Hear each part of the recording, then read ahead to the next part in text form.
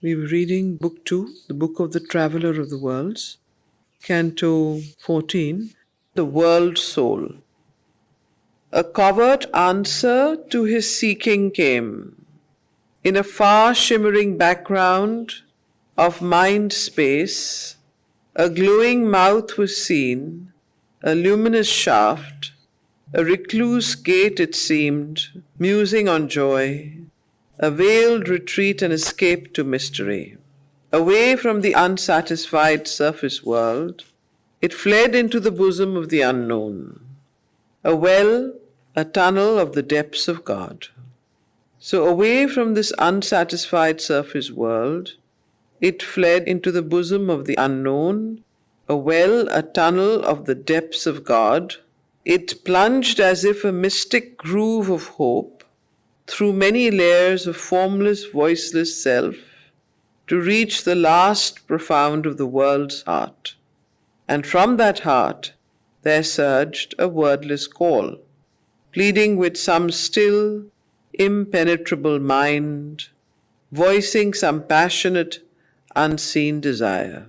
As if a beckoning finger of secrecy, outstretched into a crystal mood of air, pointing at him from some near hidden depth, as if a message from the world's deep soul, an intimation of a lurking joy that flowed out from a cup of brooding bliss, there shimmered stealing out into the mind a mute and quivering ecstasy of light, a passion and delicacy of roseate fire, as one drawn to his lost spiritual home feels now the closeness of a waiting love into a passage dim and tremulous that clasped him in from day and night's pursuit.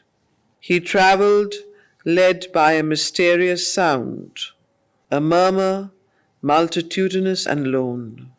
All sounds it was in turn, yet still the same, a hidden call to unforeseen delight, in the summoning voice of one long known, well loved, but nameless to the unremembering mind. It led to rapture back the truant heart.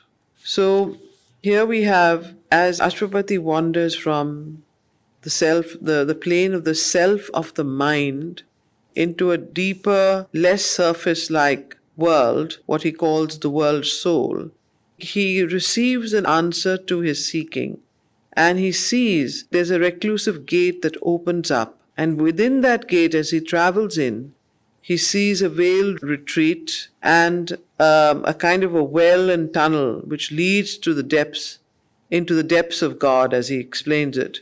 It plunged as if a mystic groove of hope, and so on, to reach the last profound of the world's heart. And from that heart, there surged a wordless call. Now, this wordless call, pleading with some impenetrable mind, voicing an unseen desire, as if a beckoning finger of secrecy, and so on, as if a message from the world's deep soul, an intimation of a lurking joy that flowed out from a cup of brooding bliss, there shimmered, stealing out into the mind, a mute and quivering ecstasy of light, a passion and delicacy of roseate fire. So he travelled, led by a mysterious sound, into this world, deep into what he calls his lost spiritual home. He travelled, led by a mysterious sound, a murmur multitudinous and lone, a hidden call to unforeseen delight, and so on. But nameless to the unremembering mind, it led to rapture back the truant heart. So the immortal cry ravished the captive ear. Then, lowering its imperious mystery, it sank to a whisper circling round the soul. It seemed the yearning of a lonely flute that roamed along the shores of memory and filled the eyes with tears of longing joy, a cricket's rash and fiery single note. It marked with shrill melody night's moonless hush, and beat upon a nerve of mystic sleep its high, insistent, magical reveille. A jingling silver laugh of anklet bells travelled the roads of a solitary heart. It danced, solaced an eternal loneliness. An old forgotten sweetness sobbing came, or from a far, harmonious distance heard, the tinkling pace of a long caravan.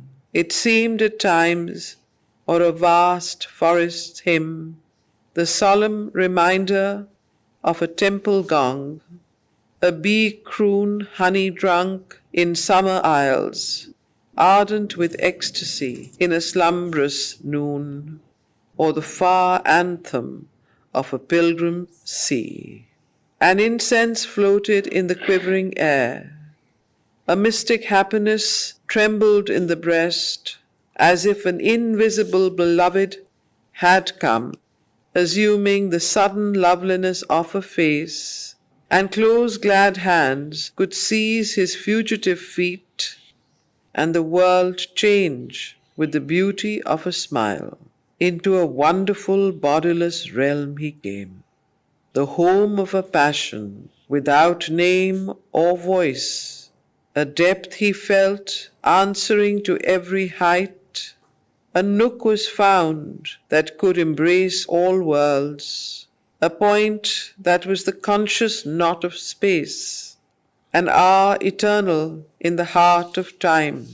The silent soul of all the world was there, a being lived, a presence and a power, a single person who was himself and all, and cherished nature's sweet and dangerous throbs, transfigured into beats divine and pure, one who could love without return for love, meeting and turning to the best, the worst.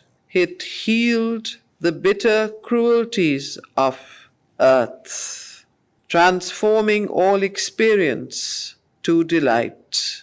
Intervening in the sorrowful parts of birth, it rocked the cradle of the cosmic child and stilled all weeping with its hand of joy. It led things evil towards their secret good. It turned racked falsehood into happy truth. Its power was to reveal divinity. Infinite, coeval with the mind of God, it bore within itself a seed, a flame, a seed from which the eternal is newborn, a flame that cancels death in mortal things. All grew to all, kindred and self and near. The intimacy of God was everywhere. No veil was felt, no brute barrier inert. Distance could not divide, time could not change. A fire of passion burned in spirit's depths. A constant touch of sweetness linked all hearts. The throb of one, adoration's single bliss.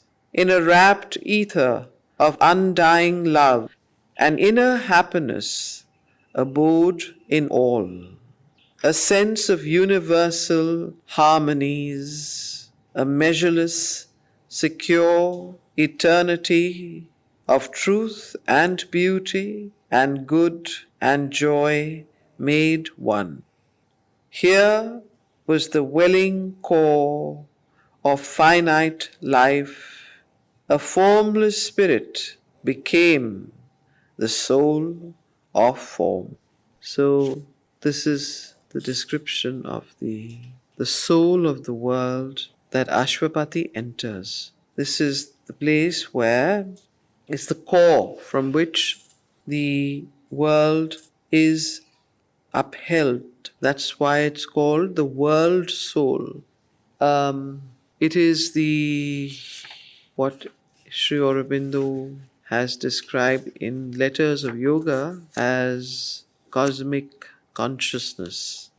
one of the realizations of his yoga is this cosmic consciousness, which makes one completely identified in identity with the cosmos and its soul. So there is the cosmic consciousness, and then there is the transcendental consciousness or realization. So the cosmic realization is happens, when one becomes one with the world soul.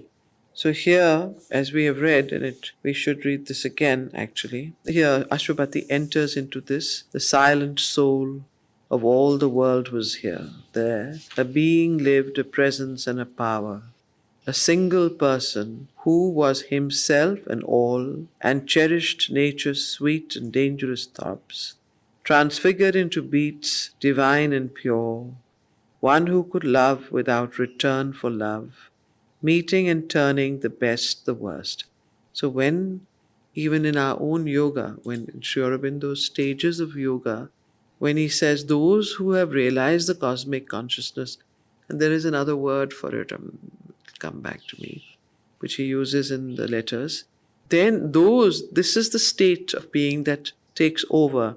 This sense of universal love, universal peace, universal knowledge, identity, understanding. So this is what happens to those who have this cosmic realization.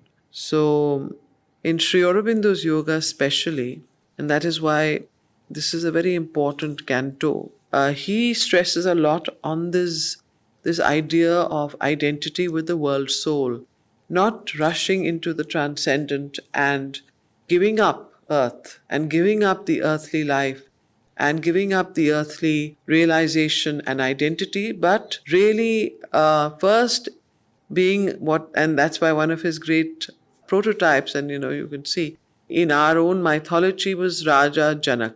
He had the cosmic consciousness. Now you want to understand what it means in real words. Janak had that, and he was a great swarat. He had both realization of mastery over himself and mastery over the world. He lived in the world and yet was not of the world. He had that universal compassion and could meet everything with a different consciousness. So this is the realization of the cosmic consciousness that here in this canto, Sri Aurobindo through Ashwapati travels into this plane, and this is a wonderful description of this soul of the world, which is the cosmic soul. So one who could love without return for love, meeting and turning to the best the worst.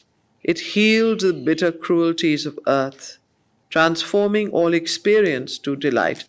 So it is from this plane that the cosmic realization comes to man. This is the world soul.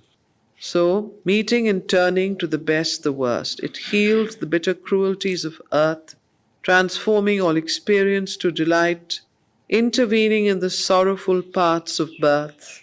It rocked the cradle of the cosmic child. Now, the cosmic child is C with a capital C. So, what do you think he's referring to here? It rocked the cradle of the cosmic child and stilled all weeping with its hand of joy. So the so the child is of course the soul, again another word for the soul of the world and the cosmic soul, or the psychic being in its impersonal state. So the psychic actually is a more personal thing. That's why the word we shouldn't use psychic confuse you. It rocked the cradle of the cosmic child. And as you notice, as we spoke last time, Sri Aurobindo avoids any technical terms here, and he makes all language universal. So he won't use those words at all. So it rocked the cradle of the cosmic child and stilled all weeping with its hand of joy. It led things evil towards their secret good.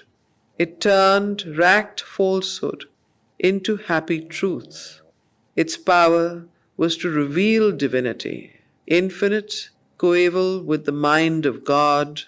It bore within itself a seed, a flame, a seed from which the eternal is newborn, a flame that cancels death in mortal things. all grew to all, kindred and self and near. So this is the consciousness, this is the plane that Ashwapati is now visiting, where these powers, these potencies are present and are universally present. Otherwise, if they were not present, how could a mortal life change into immortality?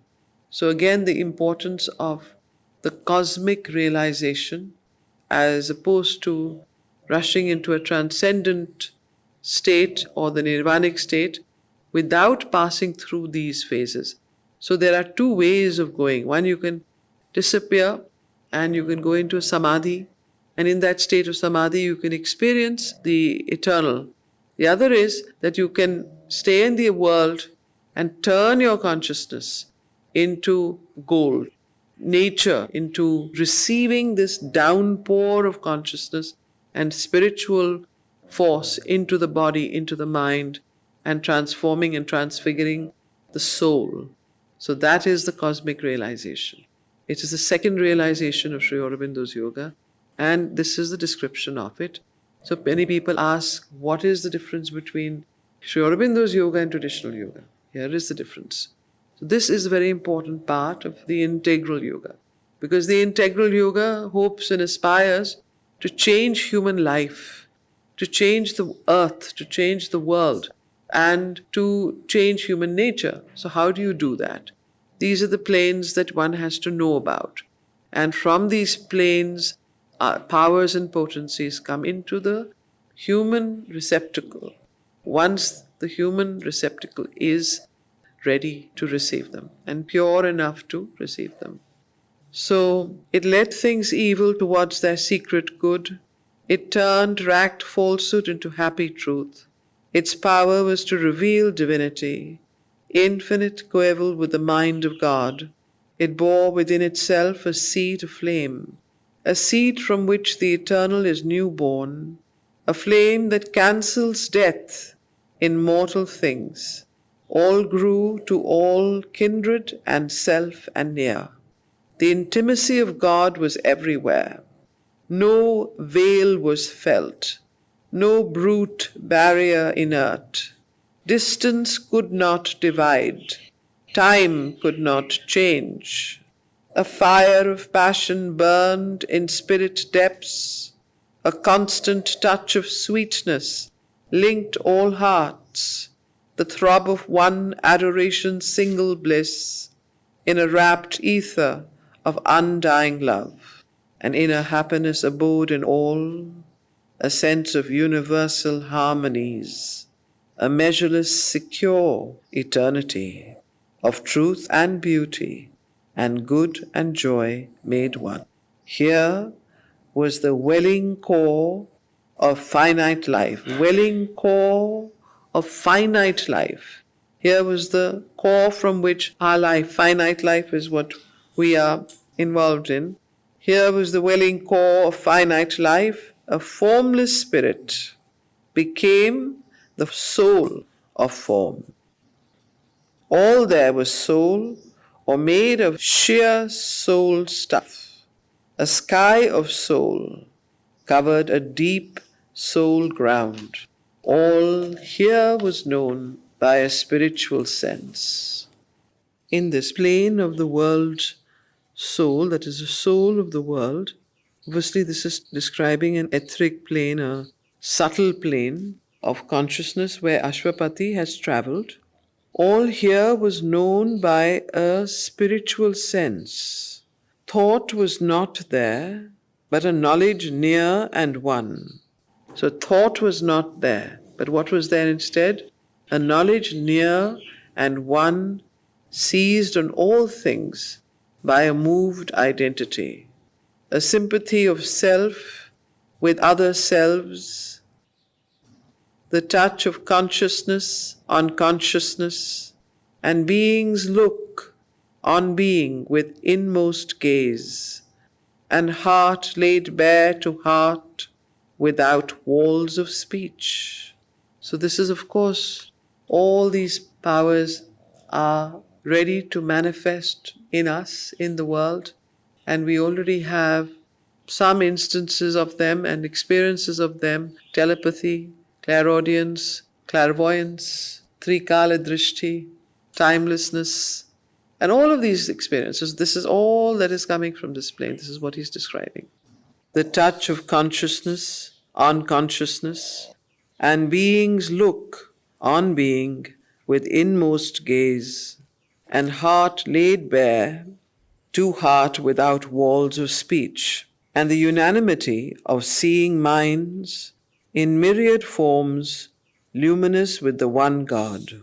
So, in this particular plane of consciousness, all was known by a spiritual sense. There was no thought but a knowledge that was near and one and seized on things by a moved identity. So, knowledge through identity, a sympathy, a touch of consciousness, unconsciousness, and being's look on being with inmost gaze, and heart laid bare to heart without walls of speech, and the unanimity of seeing minds in myriad forms, luminous with the one God. Life was not there, but an impassioned force, finer than fineness, deeper than the deeps. So please note, in this plane of the world soul, there was no life. Life was not there. So the life, what we know as life here on earth, was not there, but instead there was an impassioned force that was finer than fineness, deeper than the deeps, felt as a subtle and spiritual power, a quivering out from soul to answering soul, a mystic movement, a close influence, a free and happy and intense approach of being to being with no screen or check, without which life and love could never have been. So that which animates life and love, that force, that impassioned force, had its home here, that did not require any speech or any medium to communicate, but communicated straight, a quivering out from soul to answering soul, of being to being with no screen or check, without which life and love could never have been. Body was not there. So there was no physical, there was no mental, there was no vital consciousness. As we know it, life, mind, and body in this plane of the world soul. Body was not there, for bodies were needed not. The soul itself was its own deathless form. So the soul itself was its own deathless form. You have maybe heard several visions described by the mother in the agenda and other notes where she sees wonderful beings, subtle beings of even sadhaks there, but their soul forms. So there is a plane where the soul forms live, and that is that the subtle being or the subtle atmosphere of the soul has its own distinct form in evolved beings. So those live in this plane. Now, body was not there, for bodies were needed not. The soul itself was its own deathless form, and met at once the touch of other souls, close, blissful, concrete, wonderfully true. As when one walks in sleep through luminous dreams, and, conscious, knows the truths their figures mean. Here, where reality was its own dream, he knew things by their soul and not their shape. So the soul and the quality of the soul consciousness and soul vibration or vibratory mode was the way that one knew each other, and he, Ashwapati, knew when he came, he knew things by their soul and not their shape, as those who have lived long, made one in love, need word nor sign for heart's reply to heart. So, in a sense, narrator is explaining, similarly to those on earth who have lived long together, made one in love, neither need word nor sign for heart's reply to heart, he met and communed without bar of speech. So twice you see this interesting idea of speech, bar of speech, no sort of mesh of speech, walls of speech. So this is obviously because the mind, the moment you speak, you have to interpret and speak through the mental prism. And the moment you do that, you are not fully, whatever you communicate is half communicated and half, done. You see how speech often conceals more than it reveals. There's misunderstandings and all kinds of other things that are caused by speech. But if one could communicate truly from one's soul through the vibratory pattern of the being, which of course you see that, great, even on earth, seekers and yogis and evolved beings do that. And those who don't need speech because they know each other so well, and this is the most human part of it, this is the way that communication took place in this plane. So he met and communed without bar of speech with beings unveiled by a material frame. So beings unveiled by a material frame. There was a strange spiritual scenery, a loveliness of lakes and streams and hills, a flow of fixity in a soul's space, and plains and valleys, stretches of soul joy, and gardens that were flower tracks of the spirit. So the plains and valleys were stretches of soul joy, the gardens were flower tracks of the spirit, a loveliness of lakes and streams and hills. Obviously, very similar to the scenery we see here, but this is in the soul and subtler forms of these more material things that have manifested on earth. Their prototypes, their more perfect forms in their original perfection were in this plane. So a loveliness of lakes and streams and hills, a flow of fixity and of soul space, and plains and valleys, stretches of soul joy, and gardens that were flower tracks of the spirit, its meditations of tinged reverie. Air was the breath of a pure infinite. A fragrance wandered in a colored haze, as if the scent and hue of all sweet flowers had mingled to copy heaven's atmosphere. Appealing to the soul and not the eye, beauty lived there at home in her own house. So this was the home or the house of beauty, but beauty lived there appealing to the soul and not the eye. Beauty lived there at home in her own house. There all was beautiful by its own right and needed not the splendor of a robe. So the material robe was not required. All objects were like bodies of the gods, a spirit symbol environing a soul, for world and self were one reality.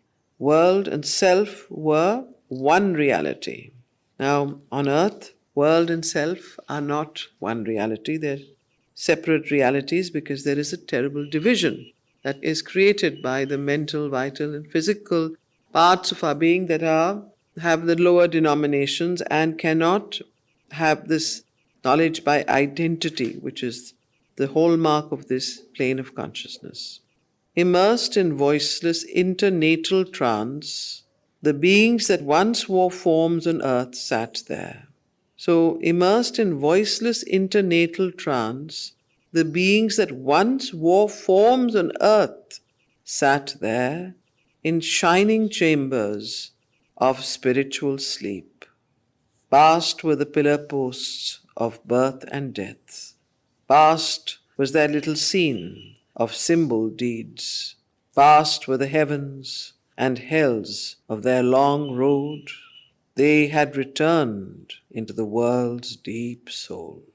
So in this plane, the world soul, sat those souls that had gone through life and then death and had these internatal trance of sleep in shining chambers of spiritual sleep. These souls these beings that once wore forms on earth sat there.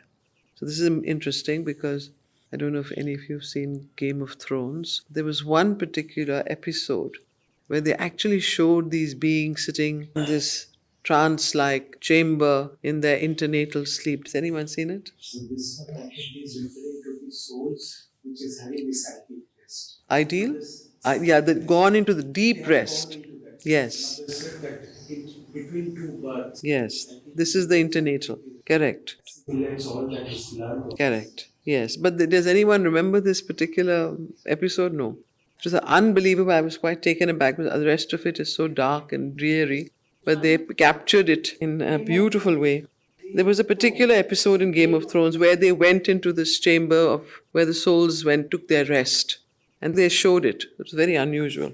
But I mean, every time I read this, obviously that was a more dramatic way of showing it. But still, those souls sat there in internatal trance. So this is as you said very truly, that this is the internatal. Internatal means between one birth and the other. So we all go into this plane of consciousness where we assimilate the last birth, all that we've gone through, and prepare for the next birth and gather all our experiences. The soul, the soul obviously is what goes from birth to birth. So this is the chamber that is being described where Ashwapati walks in, and he sees this chamber where the being sat once who wore forms on earth sat there in shining chambers of spiritual sleep. Past were the pillar posts of birth and death.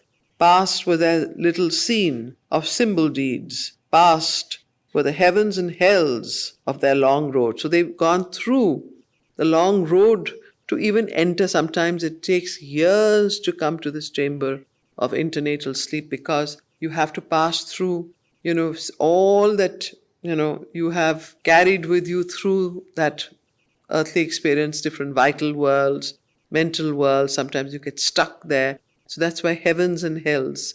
Past were the heavens and hells of their long road. They had returned into the world's deep soul. Now, they had returned into the world's deep soul. This is a very important phrase. Now, if you realize this, one realizes that there is no death. And if there is no death, then we are actually, Mother has written somewhere, why do you fear so much? There is no, there's nothing to fear. You're not going anywhere. There is no death. So this thing about when you really understand that this is a continuum and that you can't just be irresponsible about, every action and every thought that you have in this life, then you begin to live more consciously, but also you have no fear. And when you have no fear of death, you begin to prepare for a more conscious death or a more conscious passing of these stages. And you can go very fast into the next stage. So you don't need to stay, some beings get stuck because they don't understand. There's so much fear at dying, or there's so much ignorance. So, this is very interesting, a very deep study. I think everybody needs to study this in school and college about what is death.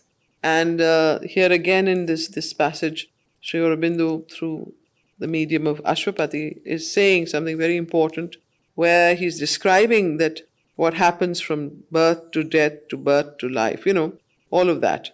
But there was a fabulous quotation I'd read recently that was mind-blowing that the mother had written about death.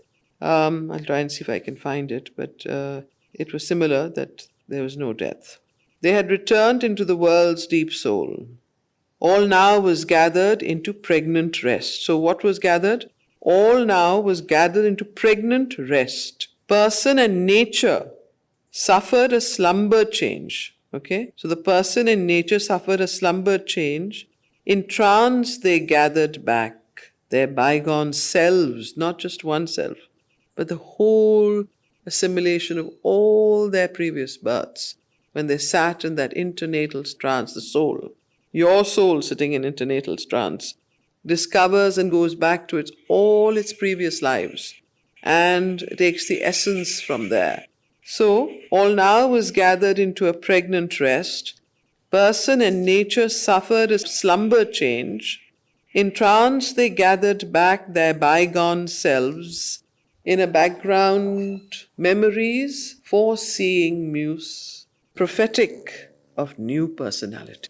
So the new personality that they were going to adorn for the next birth would here be formed. In a background, memories, foreseeing muse, prophetic of new personality, arranged the map of their coming destiny's course.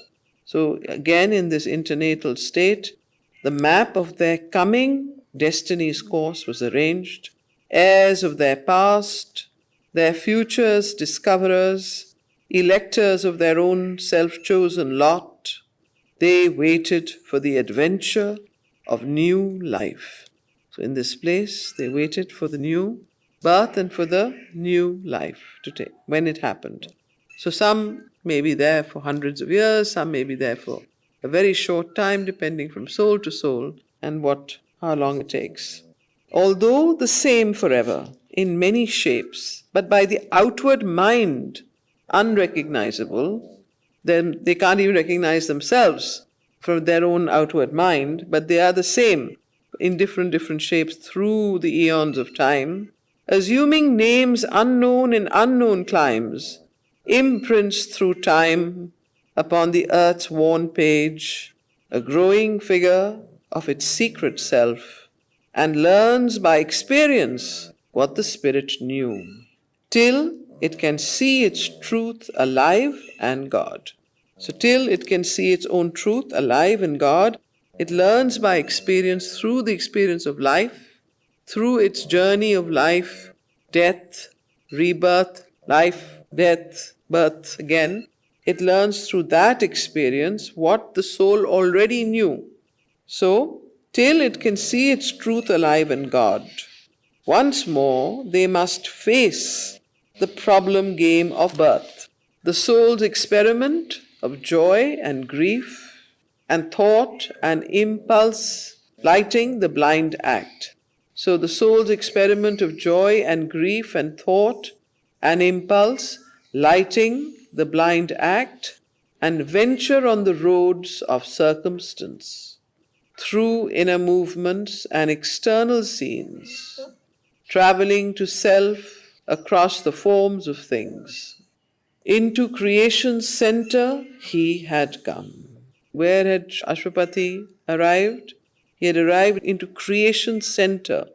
So through inner movements and external scenes, traveling to self across the forms of things, into creation's center he had come.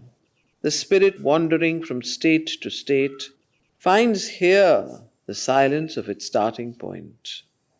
In the formless force and the still fixity and brooding passion of the world of soul, all that is made and once again unmade, the calm, persistent vision of the One, inevitably remakes. It lives anew. Forces and lives and beings and ideas are taken into the stillness for a while. There they remold their purpose and their drift, recast their nature and reform their shape. Ever they change, and changing ever grow, and passing through a fruitful stage of death. So death is very, very fruitful, because it is only in death that you can gather back all the experiences and the nuggets of and the essence of what the life experience you went through, and gather that and recreate and reform yourself into a new personality, into the next person that you need to become. If you did not have death, how would you do that? Where would you have the time to go into this internatal trance? It's like a deep meditative state that we ourselves go through in our lives. Don't we need that? When we have to gather ourselves, we go within, and then we reform and recast ourselves. In the same way, death is what helps the soul, us, if we know our true self, to reform, recast, reorganize the elements of our personality and reformulate a new person, so a new personality. So this is wonderful. It's beautifully written, the most occult process and the most, I would say the hidden knowledge of what death is and why there is death. So into creation's center he had come, the spirit wandering from state to state, finds here the silence of its starting point in the formless force and the still fixity and brooding passion of the world of soul. All that is made and once again unmade, the calm, persistent vision of the One, inevitably remakes, it lives anew. Forces and lives and beings and ideas are taken into the stillness for a while. There they remold their purpose and their drift, recast their nature and reform their shape. Ever they change and changing ever grow, and passing through a fruitful stage of death, and after long reconstituting sleep. It's like a surgery, like a reconstituting whole, remaking, remodeling of oneself from the most outer body to the inmost personality of the new mind, the new vital, the new being. It's a wonderful process that takes place when we die. So death is not something to be afraid of. It is to be, understood. And the more you understand it, the more you can decide when to die and how to die and what to do when you die and where to go and how to minimize this very unconscious journey that takes place for those who are not aware in the labyrinths of the long road between heavens and hells till you reach this resting point. So, this is a wonderful paragraph that describes everything here. Ever they change and changing ever grow, and passing through a fruitful stage of death, and after long reconstituting sleep. Don't you see that we also do this every night? What does sleep do to us when we sleep and then we wake up and then we go to sleep and then we wake up? What does that do? In a sense, it is a kind of a, trance that we go into, a kind of a deep, where we replenish and we reprocess and we make that inner progress for those who are aware. Those who are unaware can go into hellish domains and have nightmares and come back next morning very, very, depleted. But those who are aware, they can use sleep, as the mother said, to progress. So, sleep is like progress for the physical body and your mind and everything. Just like the soul, we're talking is replenishing in your soul. yeah. This earth sleep is like this replenishment for the physical body. Yes, on the surface of it, the sleep is required for the replenishment and re-energizing of the physical, mental, and vital, the outer nature. But actually, when you read the letters on yoga, and when you go deeper, sleep is also, even our physical sleep is used by the soul, your own psychic being, to gather its experiences, but we are not aware of it. And if we become conscious in our sleep, we can use sleep for spiritual progress to a very large degree. But for that, you have to become conscious of your sleep and how you sleep and where you go, and cut out a lot of the stuff that otherwise you get only few moments. The mother's written that you go into that inner state where you get replenished. Your soul gets replenished every night. If it doesn't, then you will be next morning you'll figure it out. Yeah, that you've had a bad night and you say, "Oh God, I had a really bad night. I need to sleep." So, anything you want to say? Any? Typically, mother said that it takes around 3.5 hours to reach that state. Yes. And to come out. That's why approximately 7 hours of Sleep is required. And at times, mostly we are not conscious. So if we are waking up happy, which means unconsciously we went to a good state. Not that unconsciously we always go to bad state. And if we wake up depleted, is same thing. We did not know. We did not know where we were going. Yeah. Of course, Or you go into the subconscious. If yeah. you get up tired. Yeah. So if you're happy and think you whether you know it or not, you have reached that resting place. But the point is that when you become conscious of sleep, then you can reduce that 3.5 hours and 3.5 hours and go much faster there and stay for longer periods. But that's a huge, there's a whole methodology the mother has given of yoga of sleep. Sorry? Where to go and also how long to stay. Yeah. Yeah. How to sleep, what to do. So mother, there is a whole process there. And like the mother slept only 3 to 4 hours. So she obviously cut through a lot of the period that other people took, we take to go through the different planes. So then you can also reduce your sleep, but as a thing, don't do it. Just go slow and first become conscious. There are people who suddenly start thinking that they don't need sleep and then they lose their balance, so that you have to be careful of. So, and after long reconstituting sleep, resume their place in the process of the gods until their work in cosmic time is done. So, until their work, their destiny, they fulfilled their soul's destiny, they go back in the process of the gods into the earth, they come back into birth. This is, of course, when they go into this place. Here was the fashioning chamber of the worlds. In this plane, the world soul, here was the fashioning chamber of the worlds, of all the worlds. An interval was left twixt act and act, twixt birth and birth, twixt dream and waking dream, a pause that gave new strength to do and be. Beyond were regions of delight and peace, mute birthplaces of light and hope and love, and cradles of heavenly rapture and repose. In a slumber of the voices of the world, he of the eternal moment grew aware, his knowledge stripped bare of the garbs of sense, knew by identity without thought or word, his being saw itself without its veils, life's line fell from the Spirit's infinity. So, in a slumber of the voices of the world, he of the eternal moment grew aware. He is, of course, Ashwapati here, his knowledge stripped bare of the garbs of sense, knew by identity without thought or word. His being saw itself without its veils. Life's line fell from the Spirit's infinity along a road of pure interior light.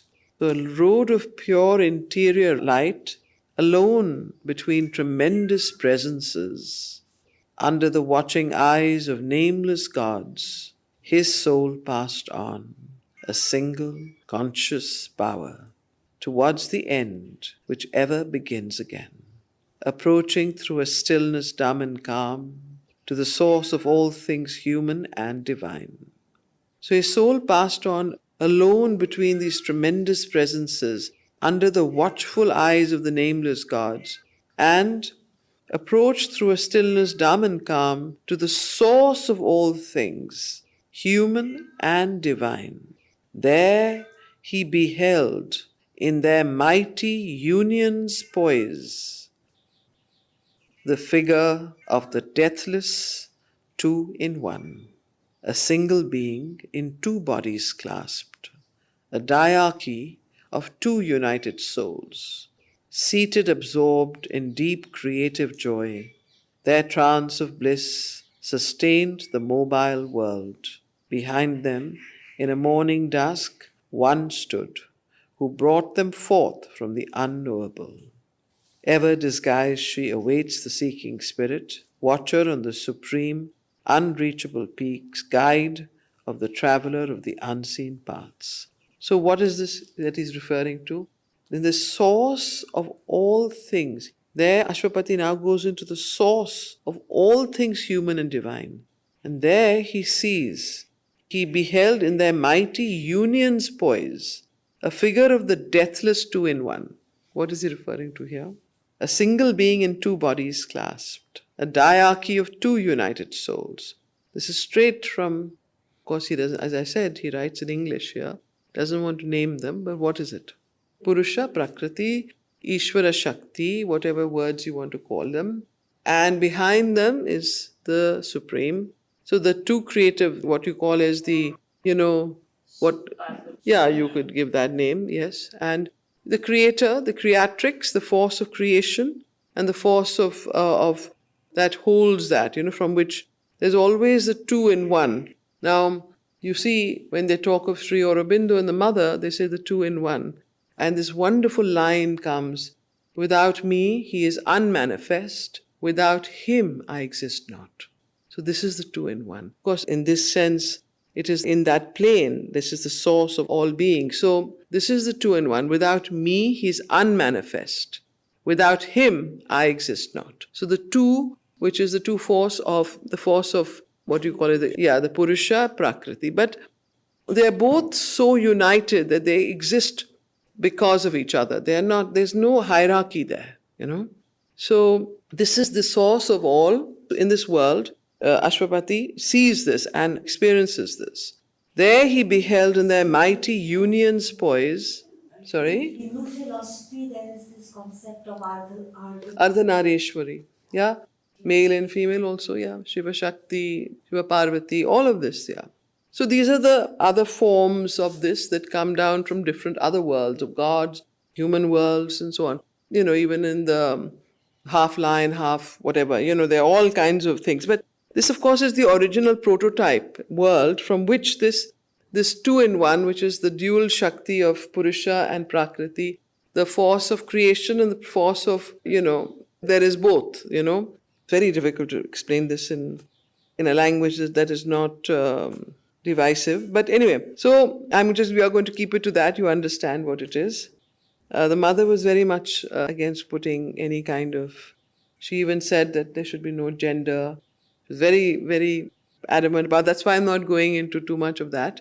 But you understand this is the union of the two forces in its original powers of manifestation, and that stands from which manifestation comes out. So there's the witness and the actor, the two birds in the Upanishads, as they say.